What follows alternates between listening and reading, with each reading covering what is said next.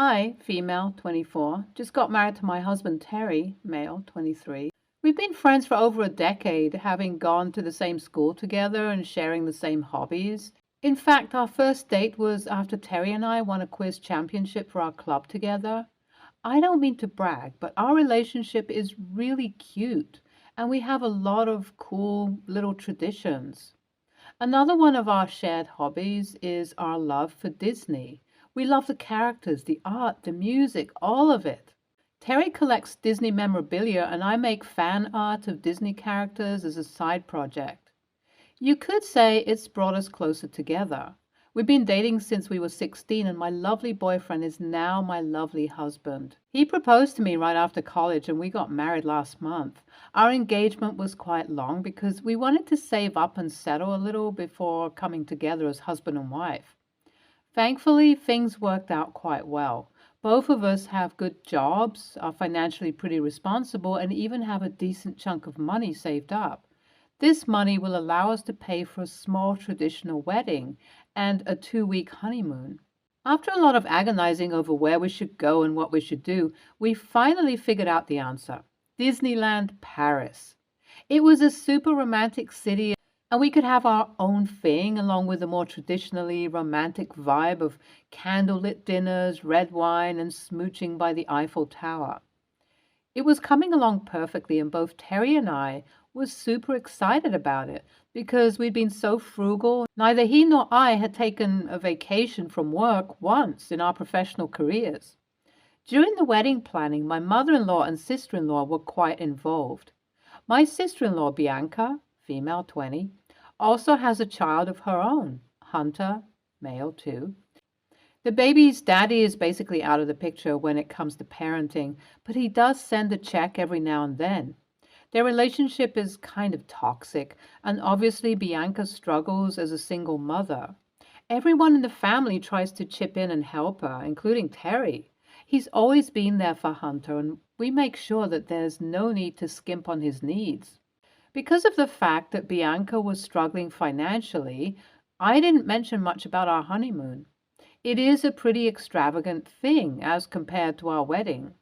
However, the two of them got to talking about honeymoon ideas while we were out shopping, and I had to say, sorry guys, we already have something planned. This defo wasn't the best idea because my mother-in-law and sister-in-law are super persistent, so they kept asking about it. I kept shut though, but just a week later, my doofus of a man, Terry, mentioned it during a family dinner. Obviously, after that point, Bianca began to feel insecure about how we were spending our money, and it affected the way she interacted with us too. It made the wedding super awkward, and it was clear that she was wrestling with the idea of us going away on such an expensive honeymoon. I told Terry about how she may be feeling, and we both decided it would be best to let her come to us or bring up the issue if she felt like it. We wouldn't mention it or make her feel cornered. Soon enough, Bianca did come to speak to us just a week after the wedding ended. It was just a casual visit with her and Hunter, and when the kiddo went away to play, she spoke to us about what she had in mind. She wanted us to take Hunter along on the vacation. I could see that this was a tough thing for her to ask of us, and she opened up about how hard it is to try and go to college while raising a kid. Even though her parents helped her take care of Hunter, she felt like he was excluded and never got to enjoy things as other people did. I remember her saying, "Oh, P, you have no idea how exhausting it is, and I don't want to be a bad mama who can't give her son the fun experiences you expect as a kid. Can you please take him along with you?" Emotionally, both Terry and I felt really bad for my sister-in-law, but from a practical point of view, it would have been really tough to pull this off. Besides, we were on our honeymoon, and it wasn't just a trip to Disneyland. We'd be doing honeymoony things, if that makes sense. It would be awkward to take along a little kid when there were a lot of romantic detours and events planned as well. Like, we couldn't show up with Hunter to a wine tasting, could we? Of course, while Terry felt the same way, we had that nonverbal conversation that couples do, he wasn't going to be the one to break the news to his sister, so I had to do it. I explained everything to her and told her that as much as we understood where she was coming from, it wasn't something that was feasible for us. She looked crestfallen and left with Hunter after asking us to sleep on it. When she left, I asked for Terry's opinion on whether I had done the right thing, and he sided with me. I mean, it wasn't like this trip was done with throwaway money for us either, and we had to plan super carefully to make it happen. He also added a point that we had kind of booked Airbnbs in slightly sketchy areas. That's what our research told us. And while we understood the risks and precautions to take, it wasn't like a 2-year-old would understand. I thought that it would be water under the bridge and Bianca would also realize that she was asking too much of us. But I guess she went home and confided in her parents. Obviously, I don't know what exactly she told them, but it was clear that my in-laws 110% think I am in the wrong. I got a call from my mother-in-law where she was passive-aggressive and cold to me, and she ended by saying, "Just because you've married into the family, it doesn't mean you're family yet. OP, I hope you know actions speak louder than words." Now, I feel terrible and worried that my in-laws hate me. AITA for refusing Bianca point blank? Update 1. I spoke to Terry about how I felt like the blame was being pinned on me, and he felt really upset by the way his parents had treated me. He told me that he'll call them and tell them that not only were we kind to Bianca, but we have always helped her in the past and that it was a decision he was also on board with. I hope the call goes well, but apart from that, we're also thinking of ways to help out Bianca. Something that really stuck with me was her complaining that she couldn't do anything fun with her son because she was always so worried about the basics along with college. Besides, she's only 18, and I'm sure she didn't mean to turn the family against me by ranting about our conversation. Hopefully, after speaking to her again, we could come to an understanding and stop this petty distance. I love Terry, and that means I love his family too. There are 3 weeks to go before our flight to Paris, so in that time, we could sort something out. Update 2. Terry put his foot down on the call with his parents, and I'm super grateful for that. Once they realized that it was not just me deciding for the both of us, they were a little more open to understanding the reasoning behind not letting Hunter tag along. After that, we asked if we could all meet and clear the air, and we visited the in-laws along with Bianca. First off, I started by apologizing for being a little blunt and not considering any alternatives, but also said that it was important to establish a boundary. I think Bianca had also realized that on her own, too, because she agreed with everything I said and apologized for springing this on us. Mother-in-law and father-in-law were happy to see how we ended up resolving it by ourselves. And then they contributed the best idea of all. They wanted to treat Bianca and Hunter to a vacation with them. It makes perfect sense. My father-in-law has an RV, which he loves, but doesn't get a lot of use. And they're retired and great with Hunter since they spend a lot of time together anyways. They planned a little road trip across the West Coast, and it sounded super fun. Bianca was grateful that her parents were understanding of her situation and agreed to the idea. It's a great compromise, and we also know that Hunter would love something like this. After all, he's going to new places surrounded by the people he loves. I hope the little tyke has tons of fun. We would have loved to come along too, but we'll be on our honeymoon at around the same time. I'm glad that my husband's family was willing to listen and understand why it was important for us to do this as a couple. I mean, it was still a honeymoon, even if Disneyland was involved. Update 3. A small update. We just came back from France and it was amazing. It felt so unique and special. Terry and I had a blast. But that's not what the update is about. We bought a ton of souvenirs for the family, and when we went to go give them to Hunter and Bianca, they thanked us. She said that the road trip not only allowed her to spend time with her son, but it got her closer to her parents too. After getting pregnant and moving to college, there was a lot of distance between her and her parents, and she didn't realize how much that affected her until recently. It was super sweet, and I'm glad she didn't think there was anything unfair about the compromise. I mean, it makes sense that she didn't. I really see that she asked us for her son's happiness, so since Hunter was so dang excited for the road trip, she naturally enjoyed it too. Well, this ended up pretty much solving itself. That's a good sign that I'll get along with Terry's family.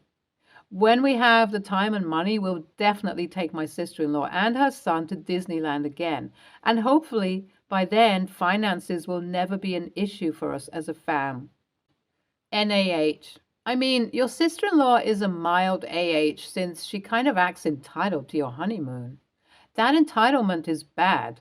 But when I think about the stressful situation she's in, I can kind of condone it, especially because she was so quick to realize where she went wrong.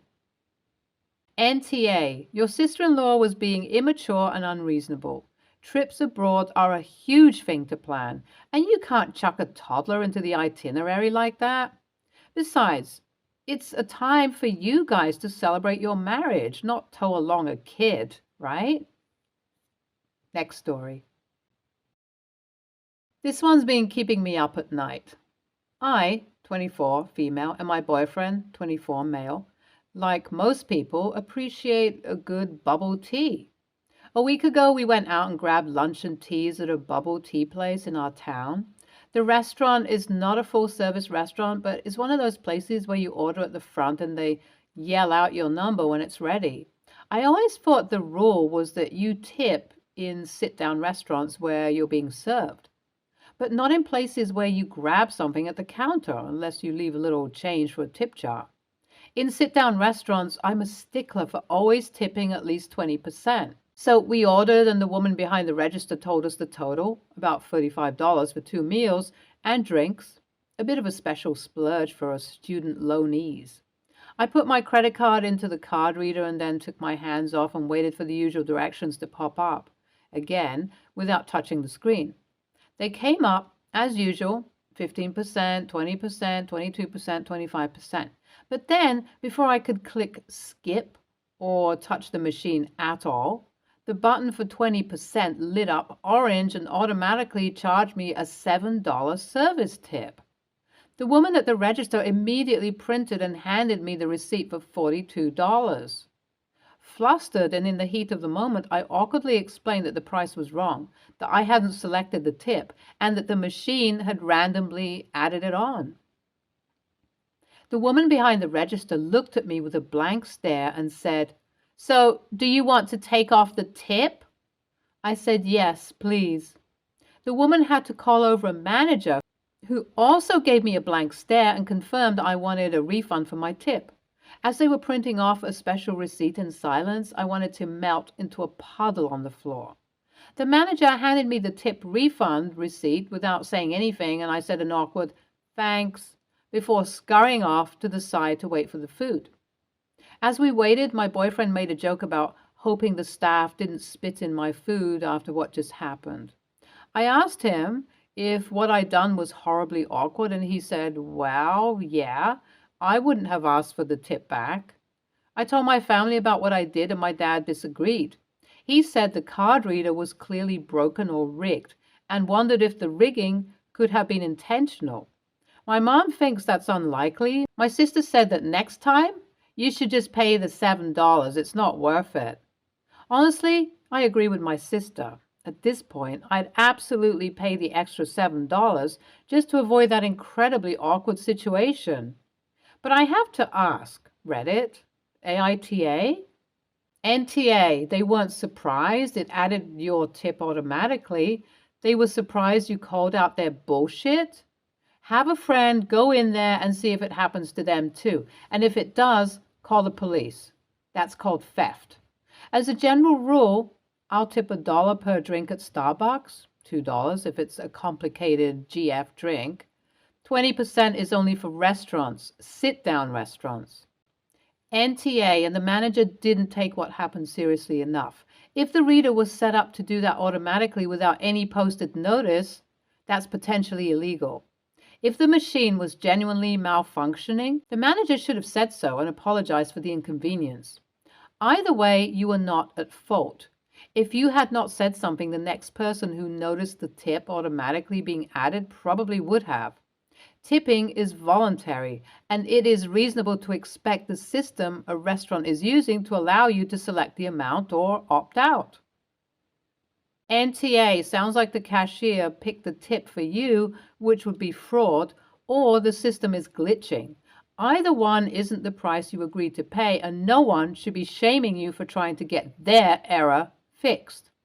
I'm a former server and I still tip at places that aren't full service, but I don't tip 20% plus on self-serve sort of counters where they just take your order and call out your name with it's ready, like Panera Bread, etc. And there's no service after that. That sort of setup should be reflected in the wage, not the customer tips. I'm also an introvert, so that whole situation would be uncomfortable. But I'd be pissed if they tried to steal money from me. Bet they were counting on the whole awkwardness to get extra unwarranted tips from customers who were afraid to say anything. Next story. My son, Alex, is 26 years old. He's been dating Cora, 24, female, for 6 months now. She's a sweet girl and I like her a lot, but there's a problem lately that ended up spiraling into hurt feelings, and I need to know if I was wrong. Alex and I are very close. He lives on his own, but we meet up at least once a month for lunch. He'll come visit me and I him, etc. I totally understand and want him to have his own life. I have my own too, but still I enjoy our time together. The issue is, it seems whenever we do hang out, Cora always tags along. Don't get me wrong, I love spending time with her, but it's just weird that we can never have time, just us. I have a younger son, Toby, who's also in a relationship. While I hang out with him and his boyfriend, I also get some one-on-one time with my son as well. Recently, I invited both of my sons to lunch. I said I really wanted to just have some time with them, as it hasn't been that way. Toby showed up alone. Alex walked in with Cora. I tried to hide my disappointment. The lunch went fine, though Cora kept commandeering my son's attention, so I just sort of focused on Toby. I can tell he was equally annoyed. At one point, I went to go do the dishes. Alex and Toby were helping while Cora took a work call outside. I asked Alex why he brought her. He said she wanted to come. Even Toby was saying, "Come on, bro, you can spend one afternoon away from her." Alex got really defensive and said he and Cora were a package deal. Cora ended up walking in when things were in the thick of it. Toby and Alex were arguing while I was trying to defuse. Cora picked up on what was going on and started crying, asking why I don't like her. I said that's not true, but it's not healthy if they can't do anything apart. Alex and Cora ended up leaving. I got a lengthy text from Alex telling me that Cora is going to be around and I can't expect to have alone time with him anymore. I truly didn't mean to hurt feelings, and maybe I'm just new to this whole thing and Toby was a unique case. I don't want to be one of those mother-in-laws, you know? So AITA? NTA. There's nothing wrong with wanting to have some time alone with just you and your children. If it happened all the time and you excluded their significant others, that would be a different story. But once in a blue moon is perfectly acceptable. If Cora constantly commandeered the conversation you were trying to have, I wonder what else she controls. There's no reason why she should object to you and your son spending time together without her. So to insist that she come to every get-together is more than a little weird. NTA. To be honest, I'm really wondering about Cora here and her character. Instead of getting the full situation, she starts crying and accusing you of hating her, even though you've hung out happily many times together. She sounds manipulative from that little scene, to be honest. Your son is ridiculous as well. The whole package deal crap is just that. Crap. It's not weird as they get more serious to see her more and more frequently, but he can't let her do her own thing while he has lunch with his mom and brother for a couple of hours. That's ridiculous. That being said, you're not likely to win this battle. Don't bend over for this girlfriend, but expect her to be present as long as they're together. NTA, she should be okay with him having some time with you and his brother. It's kind of weird that she even wanted to come knowing that his brother's significant other wasn't coming. Having lunch together here and there is completely fine and normal, especially if you do other things that involve both of them, and treat her kindly then. They'll get over it. One day, when she has adult kids, she'll understand too. Stay tuned for more stories from our girl relationships.